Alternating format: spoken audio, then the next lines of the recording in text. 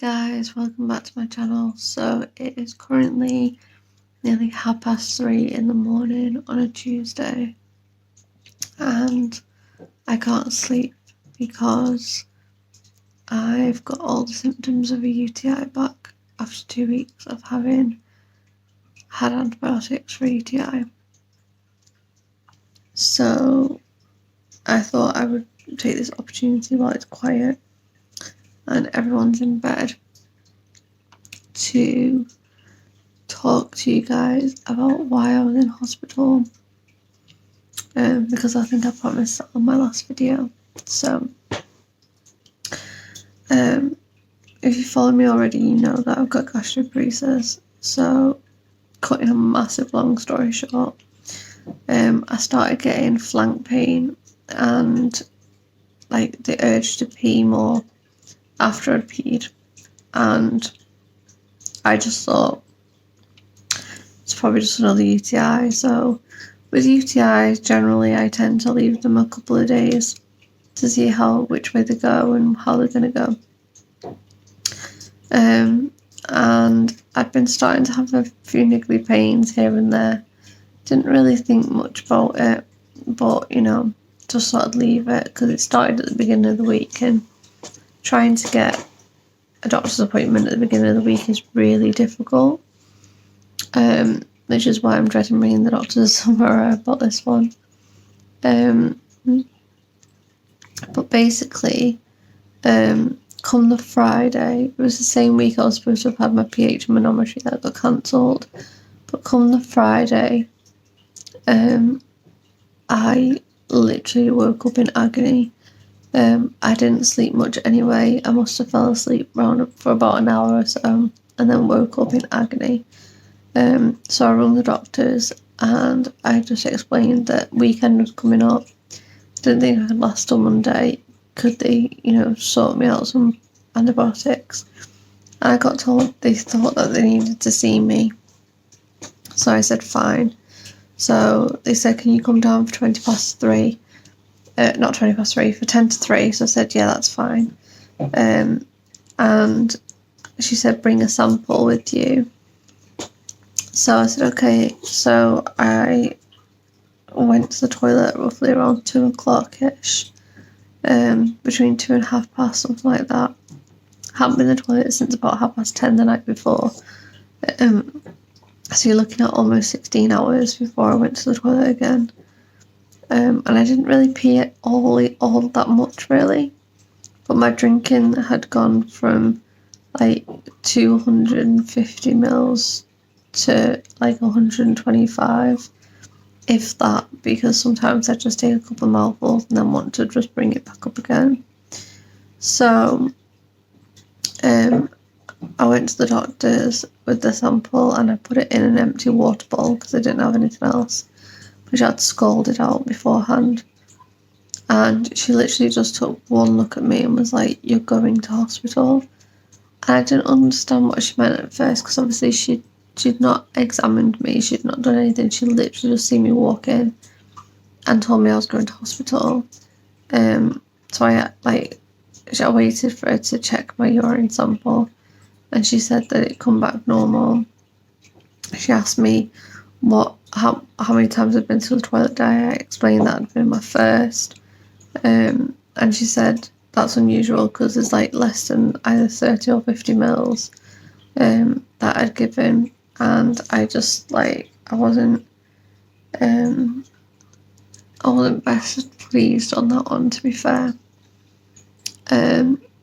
So she asked me what my other symptoms were, so I explained that I'd had a headache all week, I was exhausted, I couldn't keep my eyes open, and that I just generally just didn't feel very well. I had pain in my flanks, pain after urinating, and I just presumed it was a UTI. So she explained again that my urine was clear, but she was worried because of the flank pain that I could be causing myself an acute kidney injury. And if I hadn't already caused one, I could be on the road to causing one. So I was like, okay. She said, you've got all the classic signs of dehydration, why aren't you drinking? So then I had to explain all the reasons why I can't eat and drink, how I've never drunk much since I was a kid and so forth.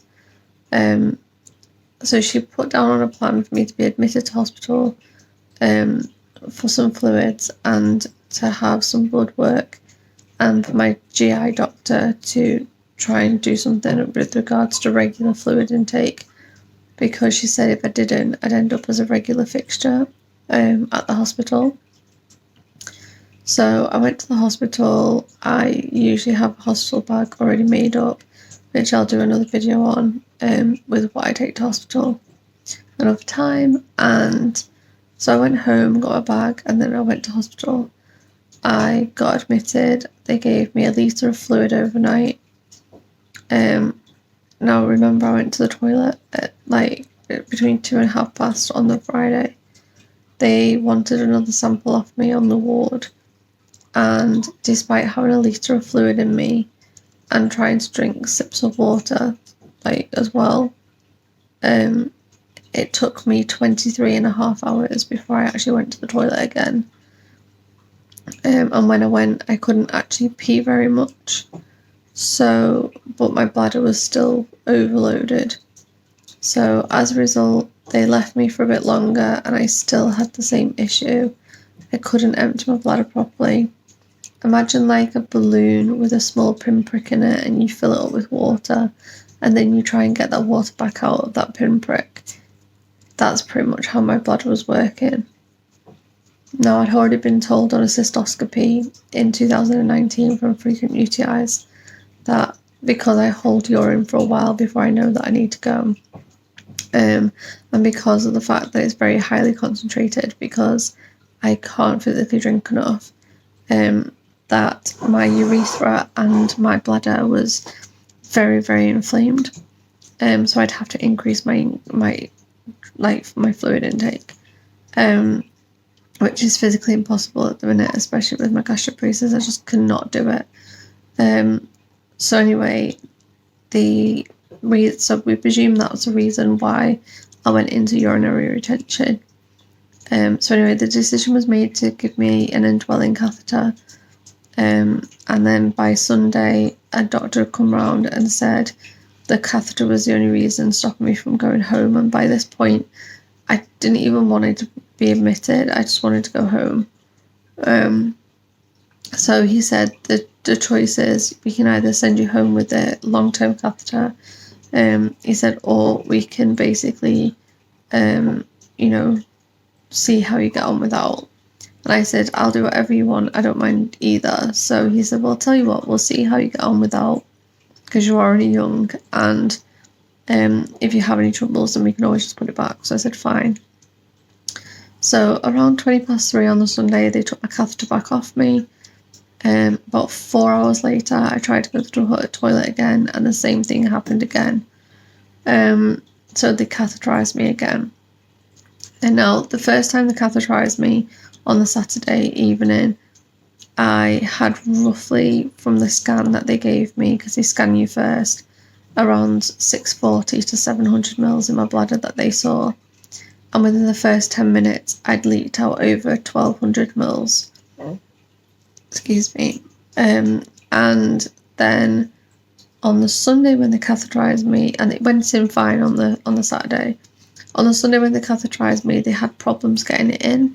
They had to fidget around with it a little bit to try and get it in the right place. Eventually it happened. They got it.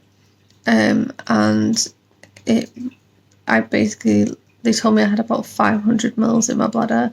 And when they looked again after they put it on and then hung it at the side of the bed, it actually leaked over 700. So I then got moved wards. I got woken up early on the Monday morning to have a COVID swab, because when you get admitted to hospital, you have to have COVID swabs regularly, like every 3 days. So I had my COVID swab, and by the afternoon, I was admitted to a different ward. And I was told that I was waiting to see a dietitian and I think it was gynecology at the time. And I didn't see anybody all day. So I asked, was I going to see them on Tuesday? They said yeah. And then Tuesday morning came, I still hadn't seen a doctor. And then Tuesday lunchtime came, and a doctor who admitted me on Friday come to see me. And she said that the gastric doctor wasn't going to see me, because by this point I hadn't even seen my gastric doctor.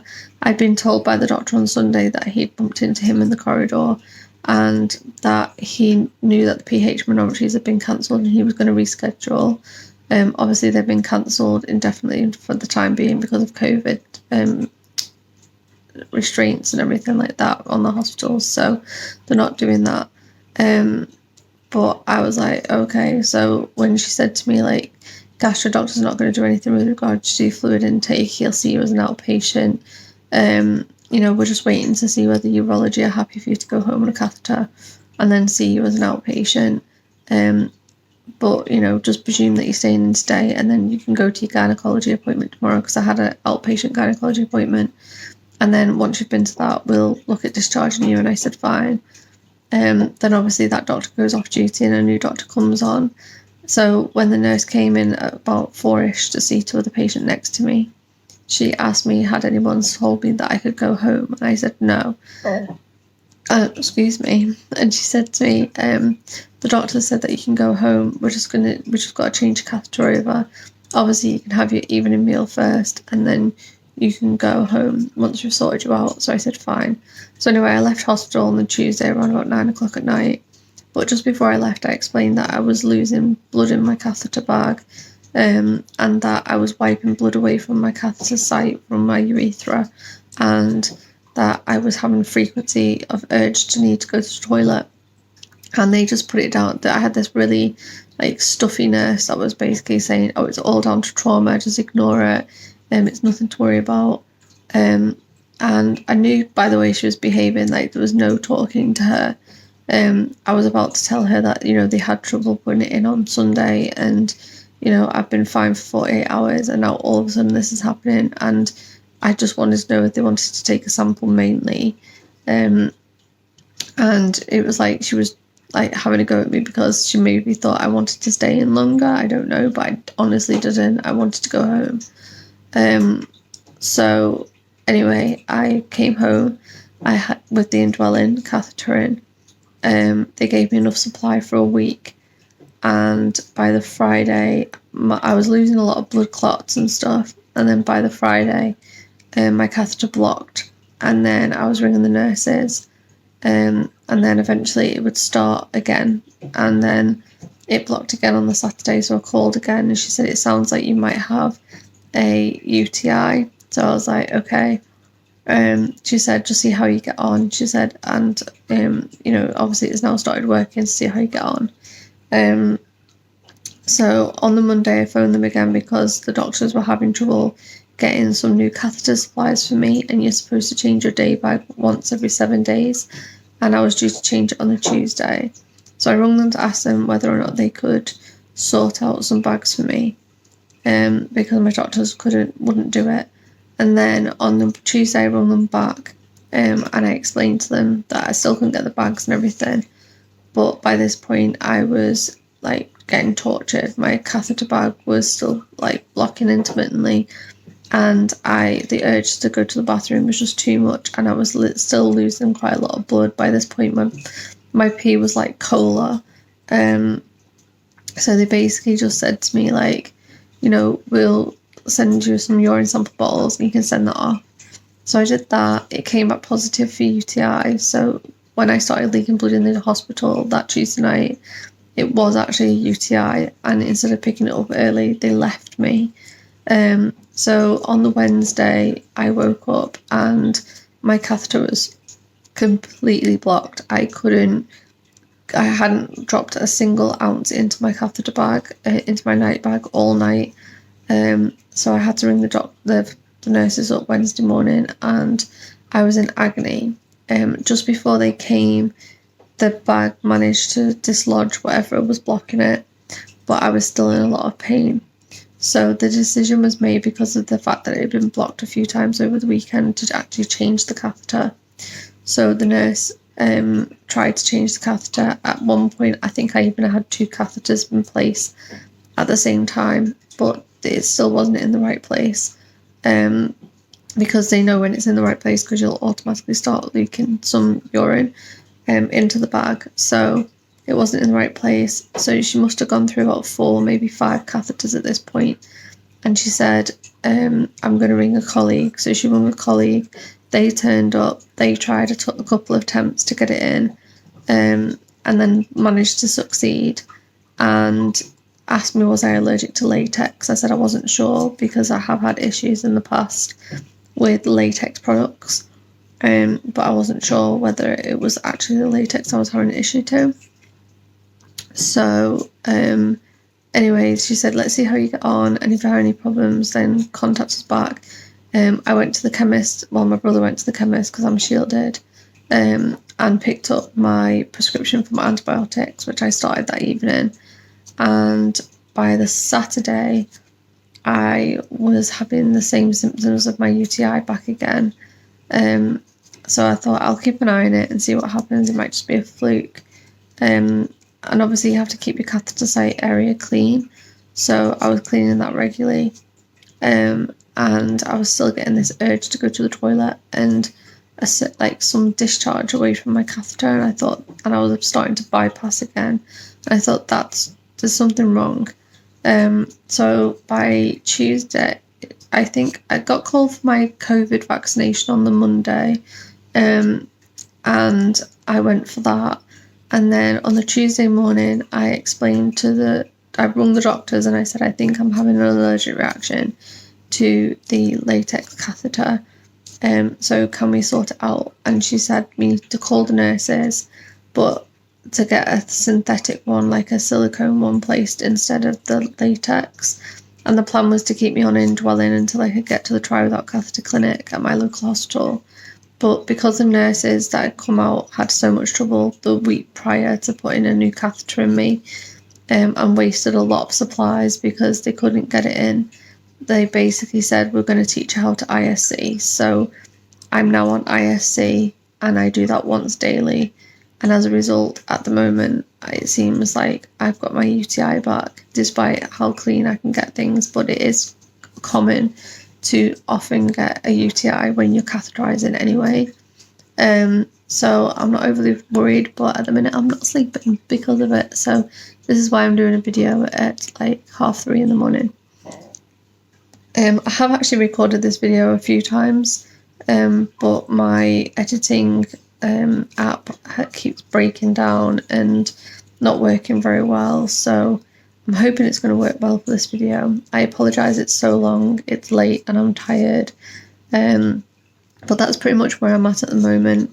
As regard to the COVID vaccination, for anybody that wants to know, I had the AstraZeneca vaccination because of health issues that I have. They basically base it on your medical history and allergies and stuff like that you've had, and then determine which one's suited for you. So I had the AstraZeneca and I was fine the first day I had it. The next day that I had it, the day that I actually had to learn to ISC as well, ironically, I was in a lot of pain, like from head to toe. My body was just aching. I'd spent majority of the day just sleeping, because I was just so tired, and my body just felt like it had what your parents would call growing pains all over my body, and I was having hot sweats. But apart from that, I was absolutely fine. It only lasted that day. I still had mild aches and pains on the Wednesday, but apart from that, I was absolutely fine. So it's not a big deal. It's just like having the flu jab, a little bit of a sore arm, maybe a few aches and pains, maybe a little bit of a fever for some, but you'll be absolutely fine. So please get it if you get called for it, because it's very important that you get it to protect yourself and others. So that's where I'm at the moment. I will be doing a video with regards to what's in my hospital bag, and I'll also do a video about what catheters I use for intermittent cell catheterization, i.e. ISC, and I will give you a little bit of a description on how you would self-catheterize without actually showing you, because that would just be rude. And then there'll be some more videos coming soon. I'm hoping to do more once the kids go back to school, now that Boris has announced that they can go back on the 8th of May, 8th of March, 8th of May, God, that's a long time away. 8th of March they can go back, so once they get back to school I will be able to do more videos and stuff, and hopefully I'll be able to use my new camera instead of actually my phone, once I find a good editing app for it. So anyway, I hope you have a lovely Tuesday, because it'll be morning by the time you probably watch this. So have a lovely Tuesday. If you've liked this video, please give it a thumbs up and subscribe. Thank you so much to those that have already subscribed, and for your supports and comments so far. It means so much to me.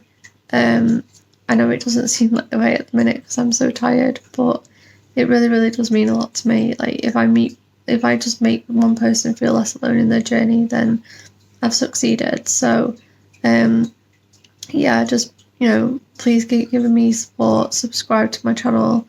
If you press the little bell, you'll be alerted to when I'm next on. But yeah, have a nice Tuesday, and I will speak to you again soon. Bye everyone.